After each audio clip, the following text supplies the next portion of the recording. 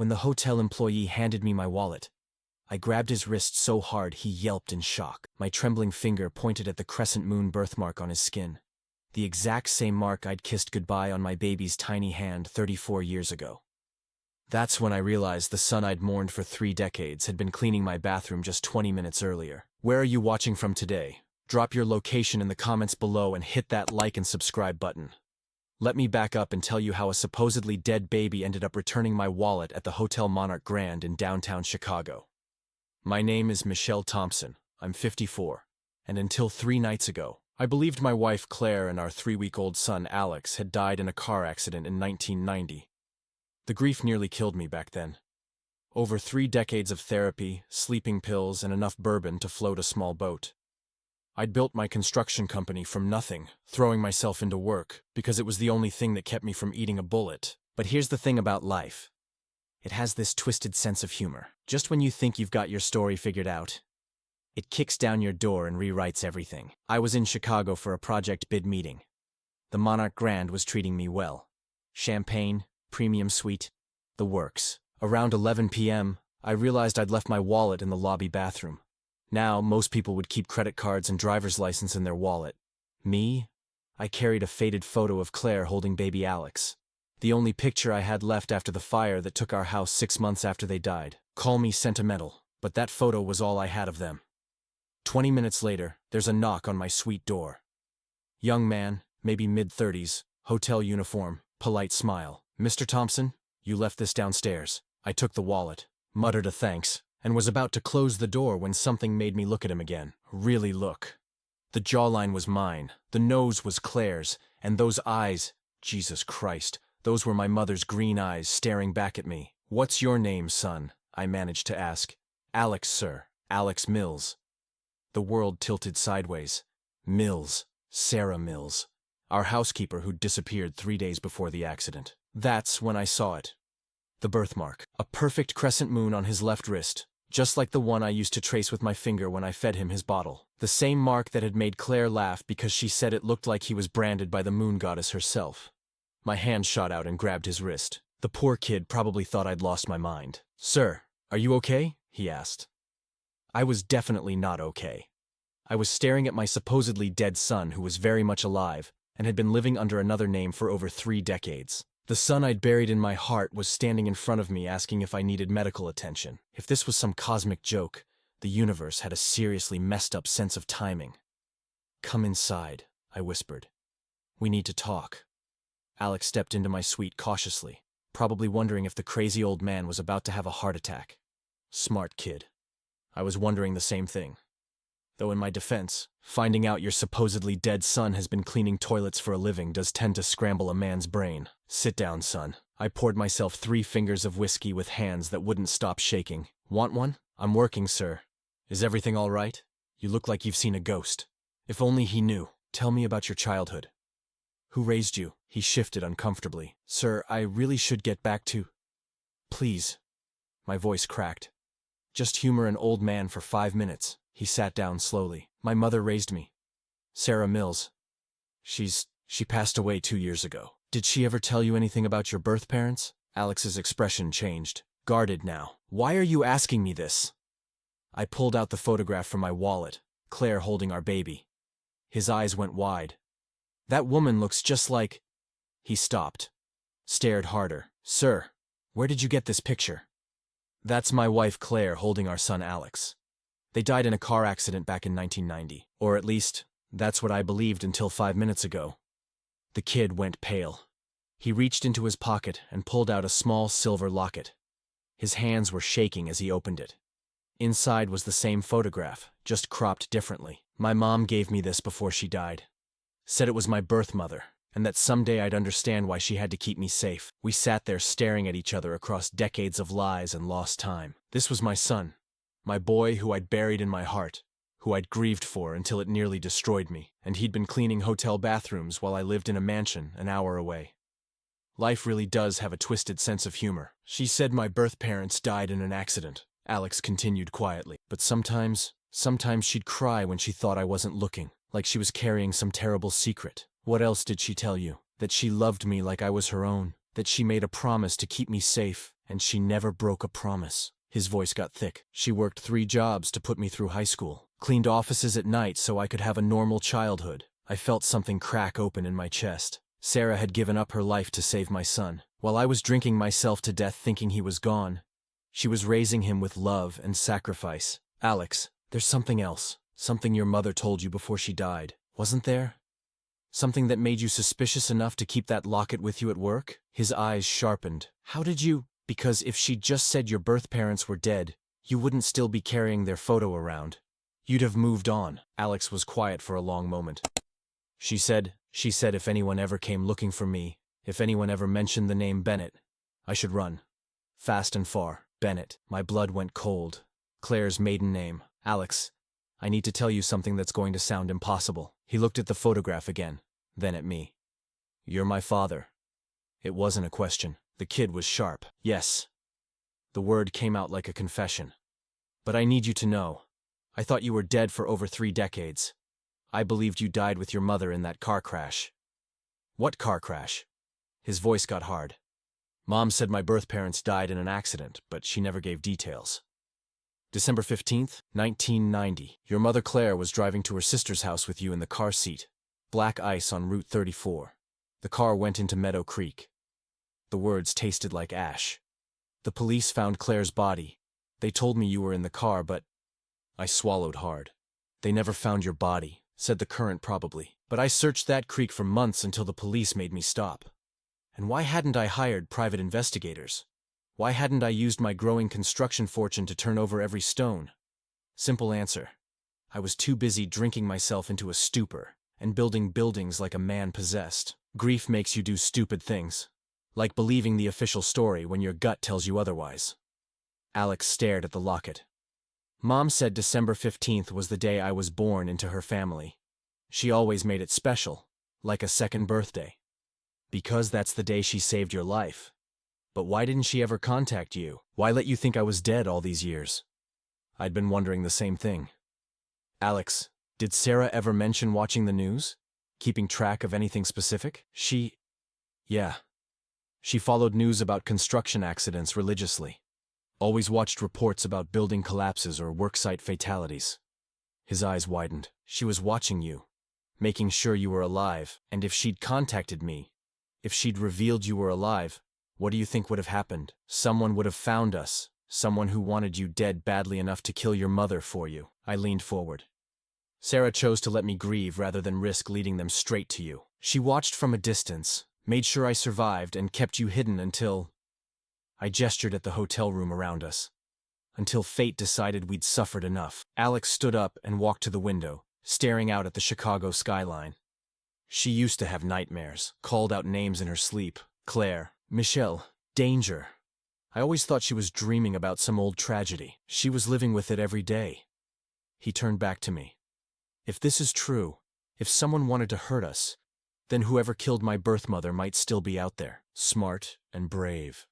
Definitely my kid. That's exactly what I'm thinking. Son. After Alex left that night, we agreed to meet the next day when he finished his shift. I sat alone with my whiskey and 34 years of memories that suddenly looked completely different. Let me paint you a picture of how naive I was back then. 20 years old, freshly married to the most beautiful woman in Pennsylvania, and dumber than a box of rocks when it came to people's motives.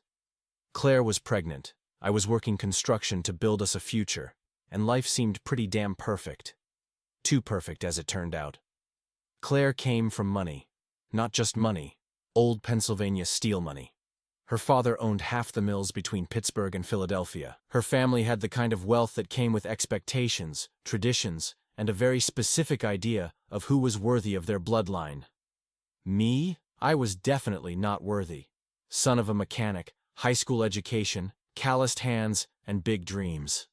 When Claire announced she was marrying me, her family treated it like she'd announced she was joining a carnival. But Claire didn't care. She was stubborn, independent, and madly in love. We eloped to Atlantic City, had our honeymoon at a Motel 6, and moved into a tiny apartment above my uncle's diner. She traded silk dresses for waitress aprons and acted like she'd won the lottery. Her family was less enthusiastic. And me, I was too young and too proud to see the storm coming. The first threat came disguised as an offer. Claire's father, William Bennett, showed up at our apartment with a briefcase full of cash and divorce papers. "Take the money, son. Claire belongs with her own kind." I told him exactly where he could put his money and his papers. Might have used some colorful language that didn't impress a man accustomed to being obeyed. He left quietly, but his eyes promised this wasn't over. The second attempt was more subtle. I started losing construction jobs. Clients who'd hired me suddenly had budget concerns, or found more qualified contractors. Work dried up like a creek in August. We went from building our future to wondering how we'd pay for groceries. Claire was 8 months pregnant by then, round and glowing and fierce as a mama bear. She knew her family was behind the job troubles, but she refused to ask them for help. "We'll make it work," she'd say, rubbing her belly. "This baby's going to have parents who choose love over money." That's when Sarah Mills entered our lives. She showed up at our door one rainy Tuesday, saying she'd heard we might need help preparing for the baby. She was maybe 45, quiet, with kind eyes and gentle hands. She cooked, cleaned, and fussed over Claire like she was family. We couldn't afford her, but she insisted on working for almost nothing. "Every baby deserves a proper welcome," she'd say. Looking back now, I think Sarah was an angel. Or maybe she was something better. A woman with a conscience who saw what was coming and decided to do something about it. The third and final attempt from Claire's family came after Alex was born.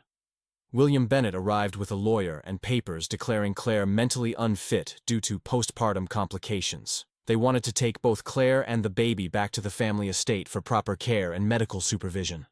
Over my dead body, I threw them out, but not before I heard the lawyer mention something about unfortunate accidents and how young fathers sometimes struggled with the pressures of responsibility. That night, I told Claire we were leaving town. Fresh start somewhere her family couldn't find us. She agreed immediately. "I'll pack tonight. We'll leave in the morning." But Sarah overheard us. She pulled me aside while Claire was feeding Alex. "Mr. Tompson, you can't just run. They'll find you. These people have resources, connections. They'll track you down, and when they do..." She shook her head. "You need to be smarter." "What are you suggesting?" "Give me the baby for a few days. Let me take him somewhere safe while you and Mrs. Claire make arrangements. If something happens, if they try to stop you from leaving, at least the boy will be protected." It sounded reasonable. Logical. A temporary separation to ensure all three of us could escape safely. And me? I was young enough to believe that love and good intentions were enough to beat money and power. Claire hated the idea, but I convinced her. "Just 3 days, honey. Sarah will take him to her sister's farm upstate. We'll get our affairs in order and meet them there." So on December 12, 1990, Sarah Mills left our house with 3-week-old Alex in her arms. She promised to call when she reached her sister's place. She never called. On December 15th, Claire was driving alone to her sister's house when she hit that patch of ice. When the police pulled her from Meadow Creek, I wasn't just losing my wife, I was losing the only person who knew where our son was supposed to be. Sarah had vanished. No sister's farm, no forwarding address. No trace. The police treated it like a kidnapping, but I knew better. Sarah had saved my son's life by disappearing with him. And why didn't I spend the next 20 years hiring private investigators, turning over every stone, using my growing fortune to find the truth? Because grief makes you stupid. That's why. I blame myself for everything. For being too poor, too young, too naive to protect my family. I threw myself into building my business like a man possessed, thinking if I just worked hard enough, maybe I could build something worthy of their memory. By the time I sobered up enough to think clearly, the trail was decades cold. What was I going to tell some private investigator? "Hey, find my son who died 20 years ago because our housekeeper might have saved him." I'd have sounded like a delusional old man drowning in grief. Sometimes the biggest regret isn't what you do.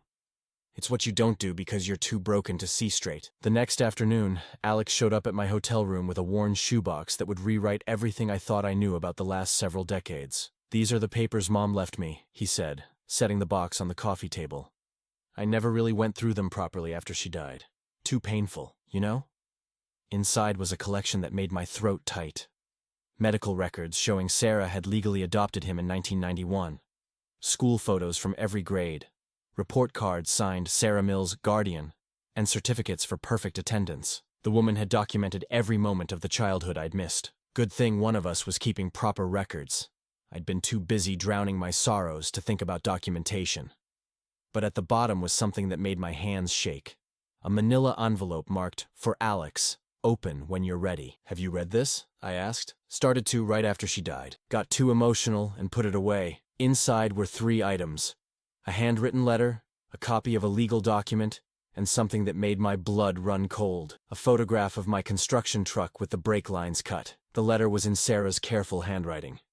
My dearest Alex, if you're reading this, then either I'm gone, or the time has come for you to know the truth about why we lived the way we did. Your birth name is Alexander Tompson. Your father is Michel Tompson, a good man who believes you died in 1990. I let him believe this because it was the only way to keep you alive. The night before your mother Claire died, she came to me terrified. She'd overheard a phone conversation between her father and someone she didn't recognize. They were planning to remove the obstacles preventing Claire from returning to the family. Your father's truck was going to have brake problems. Claire was supposed to be in the car with him, but Claire was stubborn. She decided to leave town that night instead of waiting. She took you and headed for her sister's place, but I convinced her to let me take you to safety first. I was supposed to meet her at the gas station with you, so you could all leave together. But when I got there with you asleep in your car seat, I saw 2 men tampering with her car while she was inside paying for gas. I had seconds to decide. Follow the plan and watch them kill all 3 of you, or disappear with you and hope your father survived their original plan. I chose you. I drove away while your mother got into that sabotaged car. I let her die to save you. For decades, I've carried the weight of that choice. The brake lines in the photograph are from your father's truck. I went back the next day and took pictures before the police investigated. They ruled it mechanical failure, but I know better. After you were safe, I had a choice: disappear completely or keep watching. I chose to watch. I took a job with a housekeeping service that cleaned the Bennett offices twice a week for the next 15 years. I documented everything I saw and heard: business meetings, phone calls, file cabinets left open. Your grandfather William and later his grandson Marcus never noticed the quiet woman emptying their trash bins. I have recordings, photographs, financial documents, evidence of crimes spanning decades, all stored in a safety deposit box you'll find the key to in this envelope. The Bennett family thought I disappeared in 1990, but I was watching them the whole time, gathering proof for the day when justice could finally be served. Your grandfather, William Bennett, wanted his daughter and grandson back, with your father out of the picture permanently. When Claire died instead of Michel, he probably assumed you died too and scaled back his operations. But his grandson Marcus never stopped looking. 3 weeks ago, I saw movement around our old house. Men taking pictures, asking neighbors questions. Someone triggered a new investigation. I don't know what, but they're getting close. But you didn't die, my sweet boy. You lived. You had birthdays and Christmas mornings and scraped knees and school plays and all the things children should have. I made sure of that. I know this means you'll hate me for keeping you from your father. But understand, the Bennett reach is long and patient. That family has enough money and connections to make people disappear quietly, and they never forget a threat. If you decide to find your father, be smart about it. Be careful, and know that every day I had with you was a gift I never deserved. All my love, Mom Sarah. I had to set the letter down. My vision was blurring, and not just from age. She let me think you were dead to keep you safe, I said. And she spent 15 years cleaning their offices, building a case against them. Alex was staring at the photograph of the cut brake lines. They tried to kill you too, and probably would have succeeded if I'd been driving that truck the next day. I picked up the legal document. It was a copy of a private investigator's report dated 1995. Someone had been looking for Alex Mills and Sarah Mills. The client name made my stomach drop. Bennett Family Security Services. Confidential inquiry. Your grandfather spent years trying to find you, I told Alex. Sarah was right to hide, and apparently right to keep gathering evidence. Is he still alive? I thought about it. William Bennett would be in his 80s now if he'd survived. I don't know, but I know someone who might. I called my lawyer from the hotel room. Jerry Kowalski had handled my business dealings for 20 years, and he had connections throughout Pennsylvania. Jerry, I need you to look up someone for me. William Bennett, Steel Money, probably late 80s if he's still breathing. The Steel Bennett? Michel, what are you mixed up in? It's complicated. Can you find out if he's alive? Give me an hour. While we waited, Alex found the safety deposit box key Sarah had mentioned. We need to see what else she collected, he said. Tomorrow. First, let's find out what we're dealing with. My phone rang. Jerry's voice was grim. William Bennett died in 2018, but here's the thing. His will includes provisions for Bennett Family Security Services to continue protecting family interests indefinitely. The company was established in 1985, 7 years before you think. They've been in business for almost 40 years. What kind of protection? The kind that monitors potential threats to the family legacy. Michel, if this is about Claire Bennett's death, you need to know something else. 3 weeks ago, someone triggered a new investigation into the original accident. My blood went cold. What triggered it? Property records search.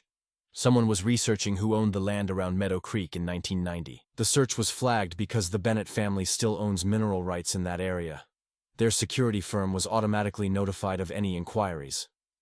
Alex and I looked at each other. I did a property search, Alex said quietly.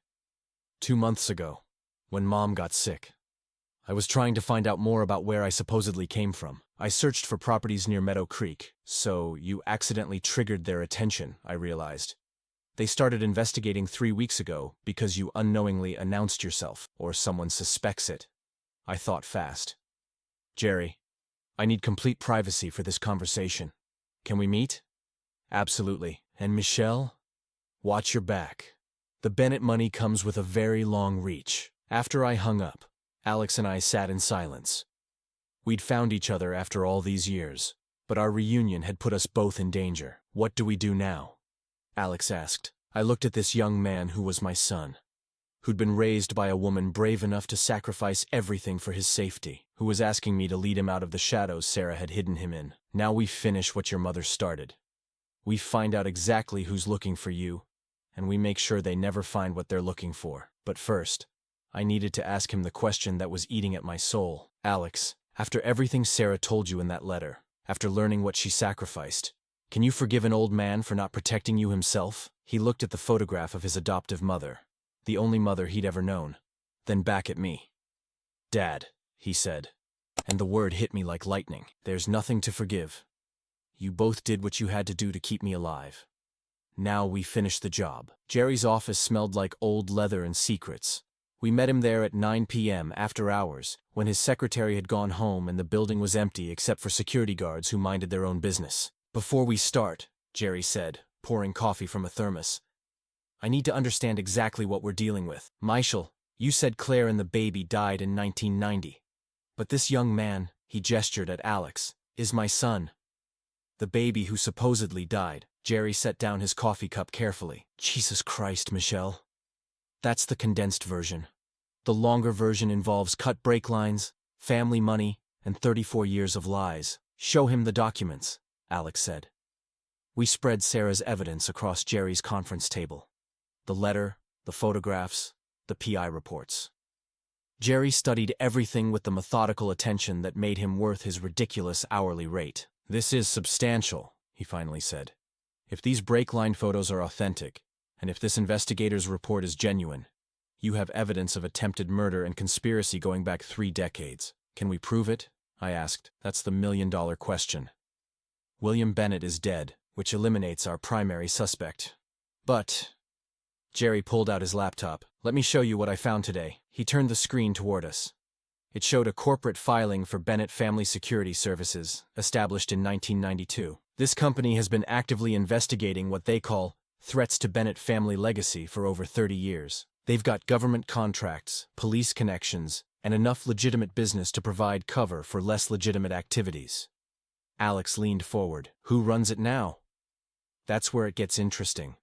The current CEO is Marcus Bennett, William's grandson, Claire's nephew. The name hit me like a truck. Marcus Bennett. Claire had talked about her cousin Marcus, the family golden boy, being groomed to take over the steel business. I remember him, I said slowly.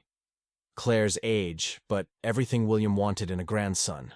Smart, ruthless, completely devoted to the family reputation. He would have been in his early 20s when Claire died, Jerry continued. Old enough to be involved, young enough to still be alive and motivated. What kind of threats does his company investigate? Alex asked. Jerry clicked through several more screens. According to their public filings, they handle corporate espionage, background investigations, asset protection. According to my sources, he paused. They've been linked to several convenient disappearances over the years. Nothing provable, but a pattern. And 3 weeks ago, they started investigating the Meadow Creek accident again, I said. That means they suspect Alex is alive. Or they know he's alive, and they're figuring out how to handle the problem. Alex stood up and walked to the window overlooking downtown Pittsburgh. The city lights reflected off the rivers, and for a moment I saw Claire in his profile. The stubborn set of his jaw.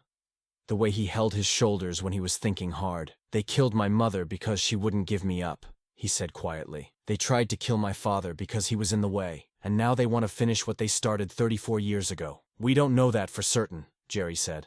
Alex turned back to us. Don't we?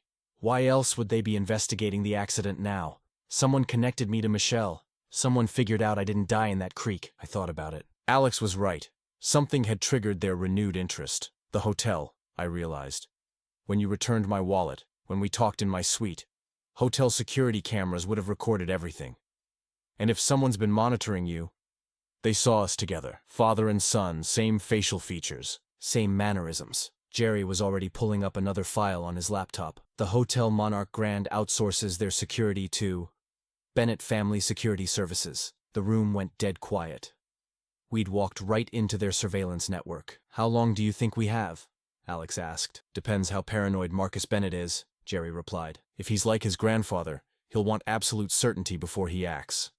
That might buy us a few days. Or he might decide it's easier to eliminate the threat first and ask questions later, I countered. Alex sat back down. Either way, we can't just run.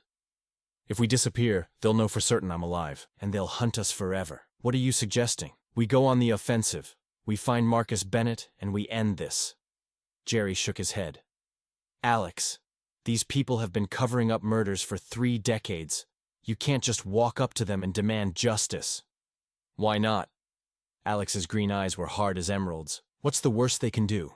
Kill me? They already think I'm dead. They can kill your father too, Jerry said bluntly. And me, and anyone else who knows the truth. I looked at my son. This brave young man who'd inherited Claire's stubbornness and my protective instincts.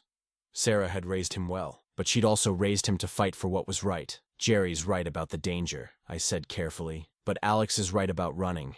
We can't spend the rest of our lives looking over our shoulders. So what's the third option?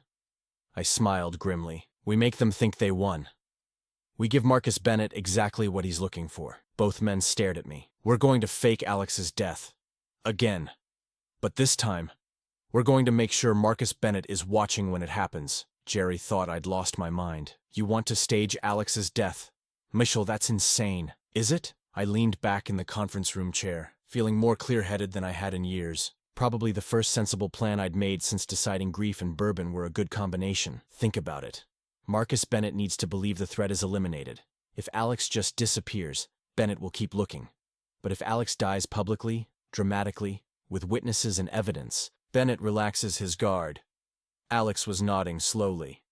And while he thinks the problem is solved, we gather evidence to destroy him permanently.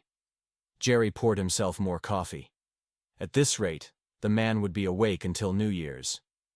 Even if this crazy plan works, how exactly do you fake someone's death convincingly enough to fool a professional security operation?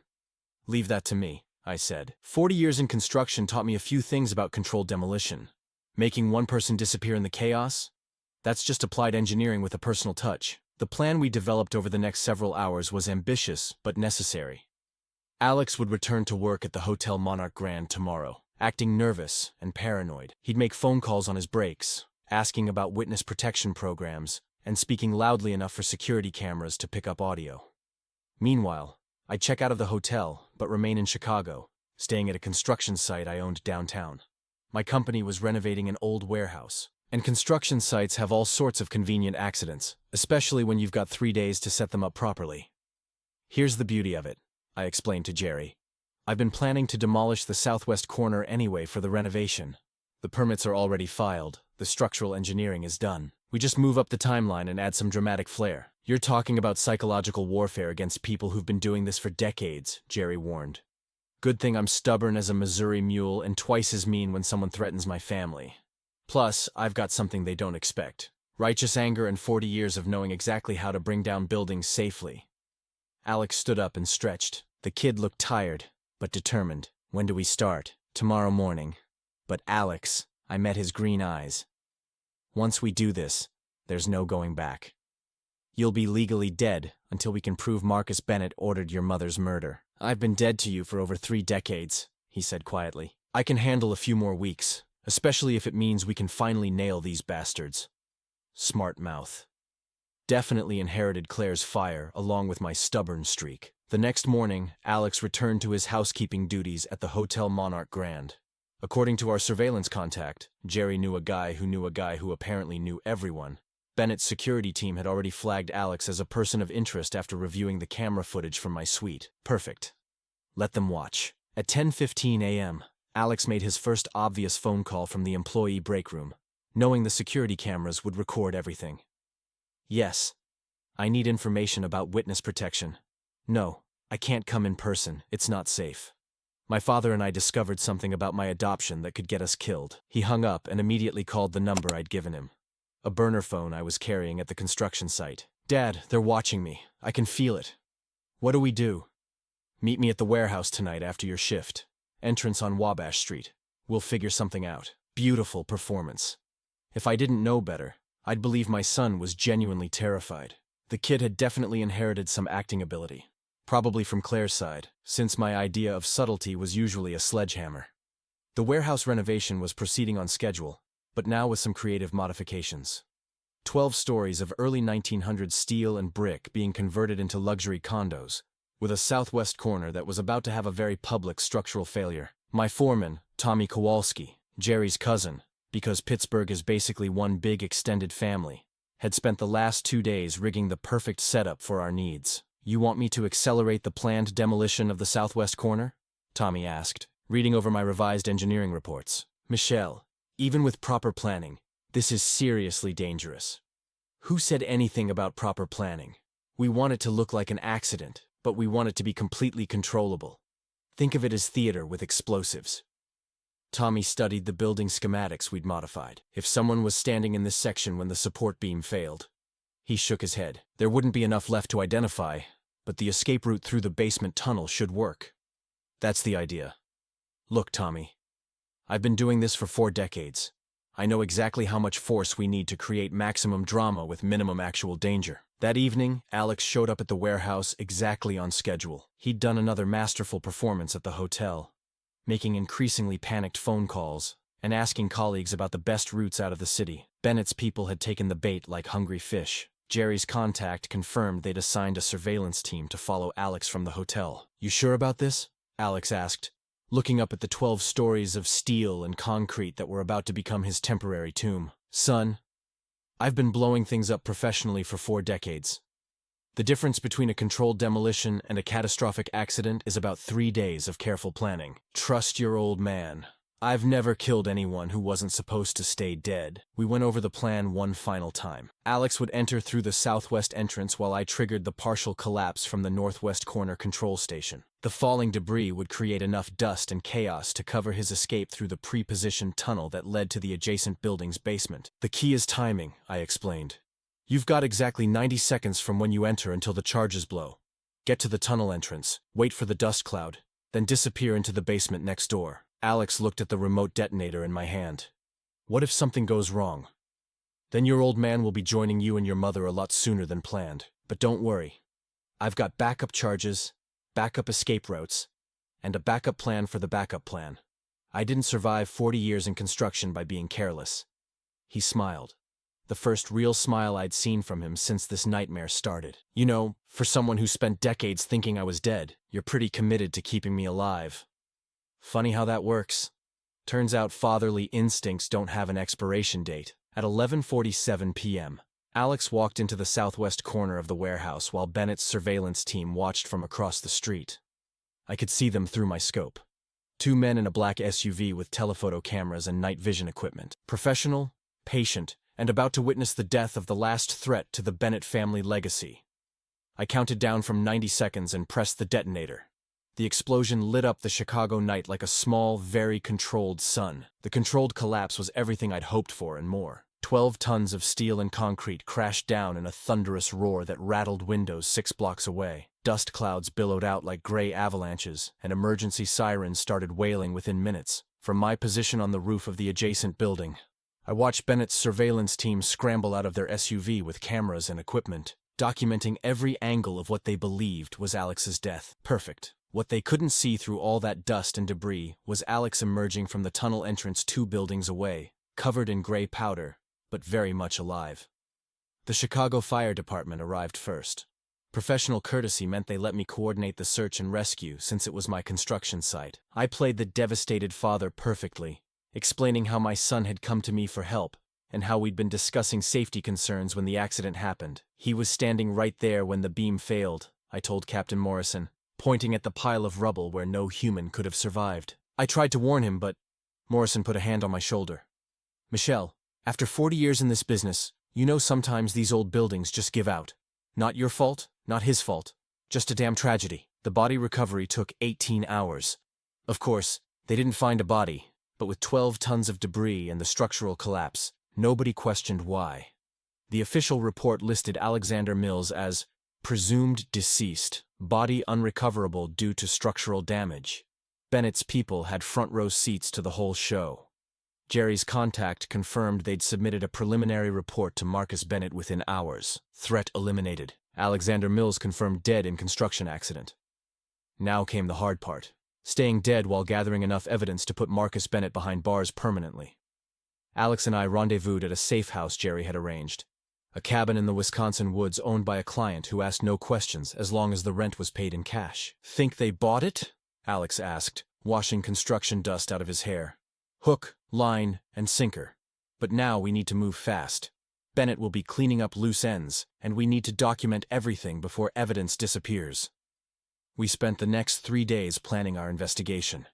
Jerry had identified 12 employees of Bennett Family Security Services, who might be willing to talk if approached correctly. We needed financial records showing payments for illegal activities, communication records proving conspiracy, and physical evidence linking Bennett to his grandfather's crimes. The problem, Jerry explained during a secure phone call, is that we're essentially investigating a professional investigation company. They know how to cover their tracks. Then we need to make them reveal themselves, I said.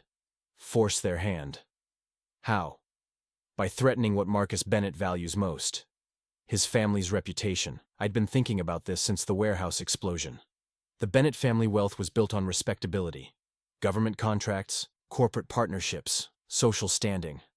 Marcus Bennett had spent 30 years protecting that legacy by eliminating threats quietly. But what if the threats weren't quiet anymore? We're going to make this public, I told Alex. All of it. Your mother's murder, the cover-up, the ongoing conspiracy. We'll force Marcus Bennett to either come clean or come after us openly. Alex looked skeptical. Wouldn't that put us in more danger? Son, we're already in maximum danger. But if we go public, Bennett can't make us disappear quietly. Too many witnesses, too much attention. Jerry wasn't convinced. Wasn't, Michel, once you make accusations this serious, there's no taking them back. If you're wrong about Bennett's involvement, then I'll spend the rest of my life apologizing to a murderer. But I'm not wrong. The plan was ambitious. We'd simultaneously release Sarah's evidence to the Pittsburgh Post-Gazette, the Chicago Tribune, and the investigative journalist Jerry knew at 60 Minutes. Complete documentation of the Bennett family conspiracy, with exclusive interviews from the supposedly dead Alex Mills. But first, we needed one more piece of evidence, proof that Marcus Bennett was still actively trying to eliminate threats to the family legacy. We need to draw him out, I explained to Alex. Make him come to us. How do we do that? I smiled grimly. By telling him his grandfather's biggest secret isn't buried as deep as he thinks. We crafted the message carefully. A single email sent from an anonymous account to Marcus Bennett's private address. An address Jerry's hacker friend had acquired through methods I didn't want to know about. Mr. Bennett, your grandfather's 1990 problem wasn't solved as completely as you believe. Some secrets have a way of surfacing after 34 years. If you want to discuss the Claire Bennett situation privately, meet tomorrow at noon at Meadow Creek Bridge, where it all started. Come alone, or this conversation becomes very public very quickly. A concerned party. The response came within 2 hours. I'll be there. Meadow Creek Bridge looked exactly the same as it had decades ago. Same weathered guardrails, same rusted warning signs about ice conditions in winter, same dark water flowing underneath that had supposedly claimed my son's life. Standing there waiting for Marcus Bennett, I felt the weight of all those years of grief pressing down on my shoulders. This was where Claire died, where I'd spent months searching the water for Alex's body, where my life had split into before and after. But today was about writing a new ending. Marcus Bennett arrived precisely at noon, but not alone like our message had specified. He came in a black Mercedes with 2 SUVs following, a 3-car convoy that screamed, "Professional paranoia." Smart man. Too bad he was also a murderer. He stepped out slowly, cautiously, scanning the area with practiced eyes while his security team positioned themselves strategically around the bridge. This wasn't going to be the simple confrontation I'd hoped for. "Mr. Tompson," he called out from 20 feet away, staying well within his security perimeter. "I have to admit, I didn't expect to hear from you after yesterday's unfortunate accident." The man looked like his grandfather. Same sharp features, same cold eyes, same aura of entitlement wrapped in expensive clothes. But where William Bennett had been brutal in his directness, Marcus was calculating, controlled, and apparently smart enough to bring backup. "Which accident would that be, Marcus? The one where my son died in a construction collapse, or the one where my wife died on this bridge decades ago?" His expression didn't change, but something shifted behind his eyes. Recognition. Calculation. "I'm sorry for your losses," he said carefully, his security team adjusting positions based on hand signals I could see them exchanging. "But I'm not sure why you think I'd have any information about either tragedy." I pulled out my phone and showed him a photo. Sarah's picture of the cut brake lines from my truck. "Because your grandfather kept detailed records of his problem-solving methods." Marcus studied the photo without moving closer. Professional distance.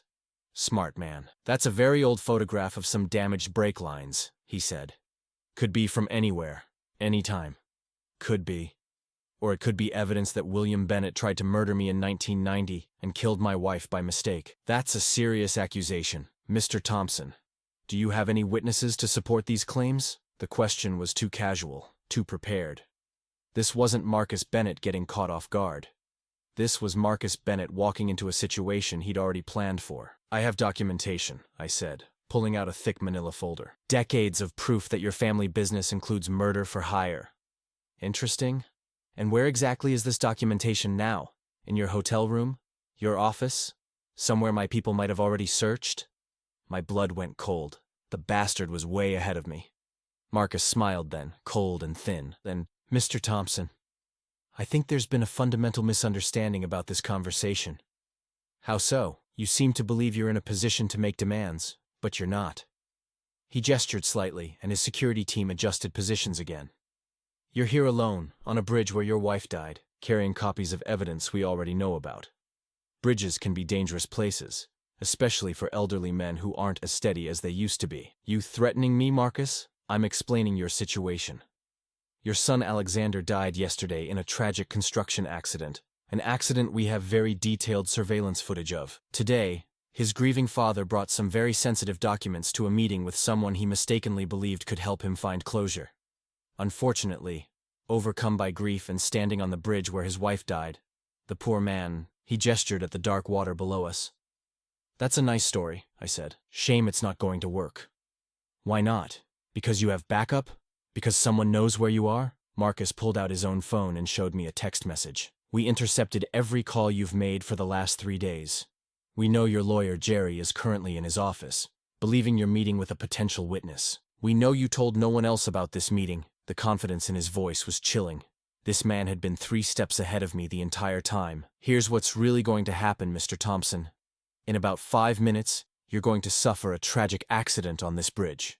Your grief over losing your son will be the official explanation. The documentation you brought will disappear, and the Bennett family will continue our legitimate security business without further interference. You're awfully confident for someone who's about to commit murder in broad daylight."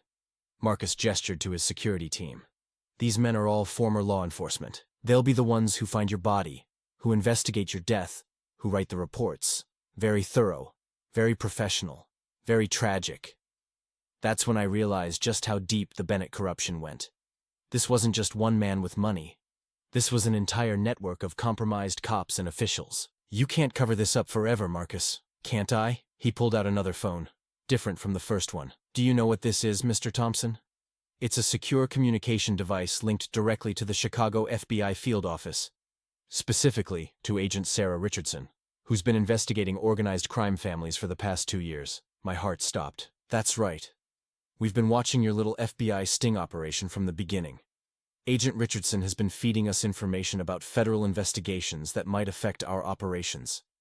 You're lying. Am I? Marcus pressed a button on the device. A woman's voice came through clearly. Marcus, the old man showed up exactly as predicted.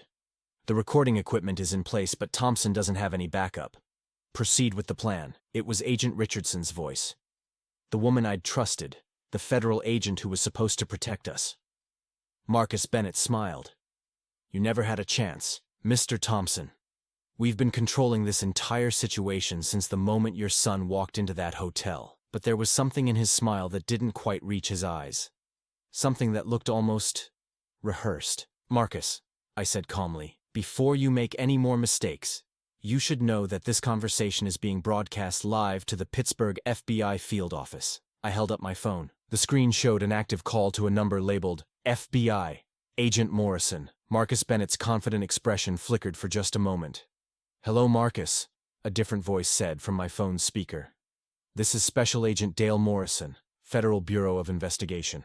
Agent Richardson is currently in federal custody on charges of corruption and conspiracy. You're under arrest for conspiracy to commit murder, and I'd strongly suggest you signal your men to lower their weapons before this situation gets any worse. The sound of helicopter rotors filled the air as FBI aircraft appeared over the bridge. The cavalry arrived faster than Marcus Bennett could process what was happening. FBI vehicles blocked both ends of Meadow Creek Bridge, while helicopters circled overhead like steel vultures.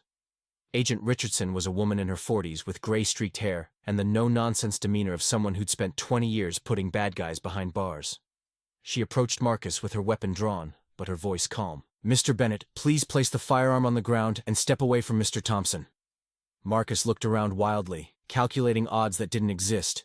8 federal agents, 2 helicopter gunships, and nowhere to run except into the same creek that had claimed his first victim. This is a setup, he snarled, but he lowered the gun. Entrapment. None of this will hold up in court. Actually, Agent Richardson said as her team cuffed Marcus.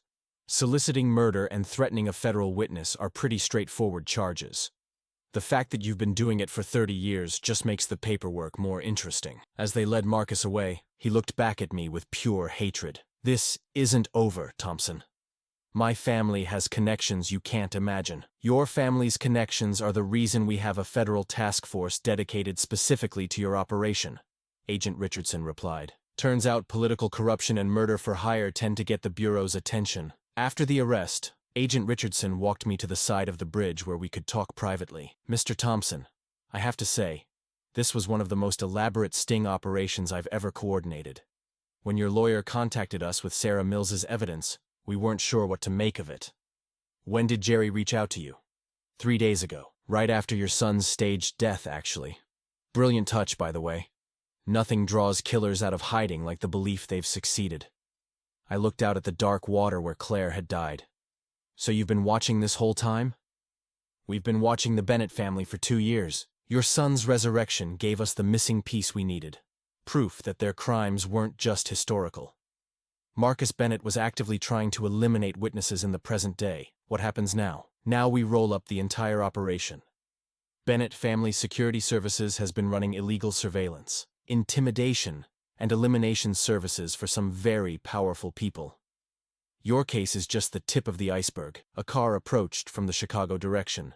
Jerry's rental, with Alex in the passenger seat. My son stepped out looking nervous but determined. Is it over? He asked. The arrest phase is over, Agent Richardson said. The trial phase is just beginning. Mr. Mills, you're going to be our star witness. Alex looked at Marcus Bennett in the back of an FBI vehicle. 34 years Sarah kept me hidden from him. 34 years of living under a false name to keep me safe. She was a remarkable woman, Agent Richardson said. The documentation she left behind broke this case wide open. There's something else, Alex said quietly. Something I didn't tell you before, Dad. He pulled out a small digital recorder. Sarah gave me this before she died. Said to only use it if the Bennett family ever found me. Alex pressed play. Alex, Sarah's voice filled the air, weak but clear. If you're hearing this, Alex, it means they found you. But I want you to know the truth about that night in 1990. I didn't just save you from that car accident. I saved you from your grandfather's plan to kill your father and take you back to the Bennett estate." My blood went cold. "What?" Sarah's recorded voice continued. "Claire wasn't supposed to die, Alex. She was supposed to watch your father get killed, then return to her family with you as a grieving widow. But Claire figured out the plan and tried to run. That's when they sabotaged her car instead." Alex stopped the recording. "There's more. Names, dates, details about other murders they committed." Sarah was documenting everything she overheard while working in the Bennett house. Agent Richardson's eyes lit up. "Mr. Mills, that recording could be evidence in a dozen unsolved cases." "Sarah spent 34 years protecting me," Alex said. "The least I can do is use what she gave me to protect other people." As we stood there on the bridge where so much tragedy had begun, I felt something I hadn't experienced in 34 years. Complete closure. Claire's death hadn't been senseless. She died trying to save our family, and her sacrifice had ultimately exposed the corruption that killed her. Alex looked at the setting sun reflecting off Meadow Creek. "What do we do now, Dad? I mean, I've been Alex Mills for 34 years. Do I go back to being Alexander Tompson? That's up to you, son. But either way, you're not alone anymore." Agent Richardson gathered her files. "Gentlemen, we'll need formal statements from both of you, but that can wait until tomorrow. For now, I'd suggest you both get some rest. The next few months are going to be intense." After the FBI convoy departed, Alex and I stood alone on Meadow Creek Bridge. Two men who'd found each other after 34 years of separation, finally free to build the relationship that had been stolen from them. "You know," Alex said, "Sarah used to tell me bedtime stories about a brave construction worker who built things that lasted forever. I always wondered if they were real." "What did she tell you about him?" "That someday when I was old enough, I'd meet him and understand why some things are worth waiting for." I put my arm around my son's shoulders. "Smart woman, you're Sarah. Smart and brave and better than both of us deserved." "Yeah," Alex agreed. She was. We walked back to our cars as darkness fell over Meadow Creek Bridge. Tomorrow would bring trials and testimony and justice delayed but not denied. But tonight, a father and son were finally going home together. 6 months later, I sat in a federal courthouse in Pittsburgh watching Marcus Bennett get sentenced to life in prison without the possibility of parole. The judge's words were precise and damning. "Mr. Bennett, your family's 30-year reign of terror ends today. The court finds that you personally ordered or facilitated at least 12 murders, including that of Claire Bennett Tompson in 1990. The trial had been a media sensation. Sarah's recordings implicated politicians, judges, and business leaders across 3 states. Bennett Family Security Services was revealed as a murder-for-hire operation disguised as corporate security. The FBI arrested 47 people in coordinated raids that dismantled an entire criminal network. Alex testified for 6 hours, detailing his life in hiding and the evidence Sarah had preserved. His composure under cross-examination impressed everyone, including the prosecutor who called him the most credible witness I've ever presented. But the most powerful moment came when they played Sarah's final recording, a message she'd left specifically for the trial. "My name is Sarah Mills, and I'm dying of cancer as I record this. For 34 years, I've kept quiet about the Bennett family's crimes to protect an innocent child.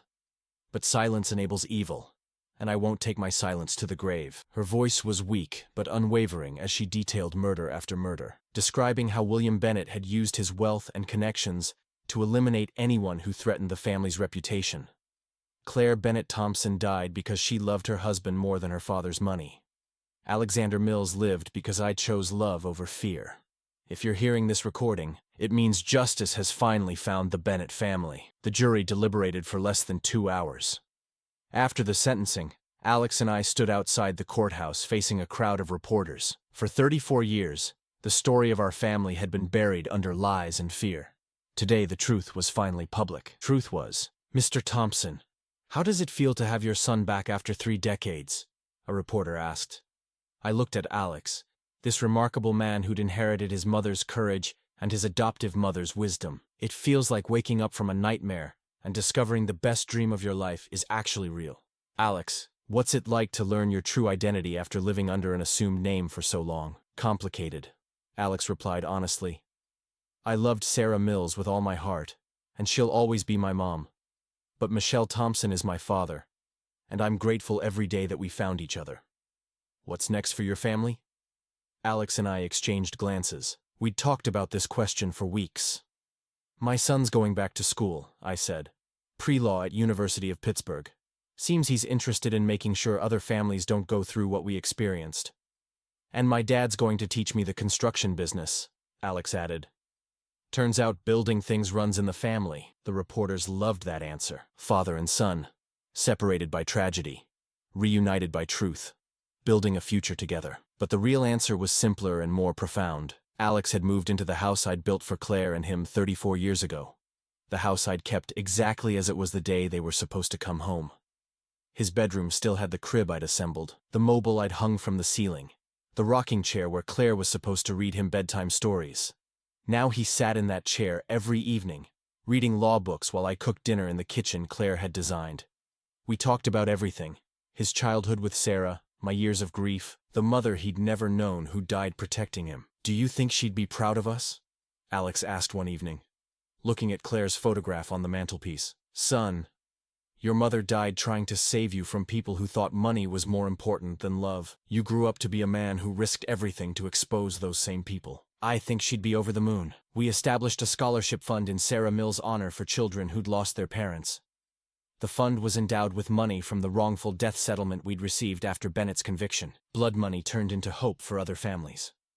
Alex graduated law school with honors and joined the FBI's white-collar crime division. His first case involved investigating a security company that bore suspicious similarities to Bennett Family Security Services. Some fights, he said, are worth continuing. I kept building, but now I built with purpose. My company specializes in safe houses for witness protection programs and family shelters for domestic violence survivors. Every building is designed to last forever, to protect the people inside from the kind of evil that destroyed my family in 1990. Sometimes I think about the paths not taken. What if Sarah hadn't been brave enough to save Alex? What if Claire hadn't tried to run that night? What if I'd been driving my truck when the brake lines were cut? But those thoughts don't haunt me anymore. They remind me how precious the path we did take really is. Today is Alex's 34th birthday. The first birthday we've celebrated together since he was 3 weeks old. We're having dinner at the restaurant where Claire and I had our first date. A little Italian place that somehow survived 34 years of changes in the neighborhood. Alex ordered his mother's favorite dish, chicken parmesan with extra sauce, just the way she liked it. I ordered the same thing I had on that first date, spaghetti carbonara and a bottle of wine that cost more than I could afford. You know, Alex said, raising his glass, Sarah used to tell me that sometimes the best families are the ones you build, not the ones you're born into. Smart woman. Yeah, but I think she was only half right.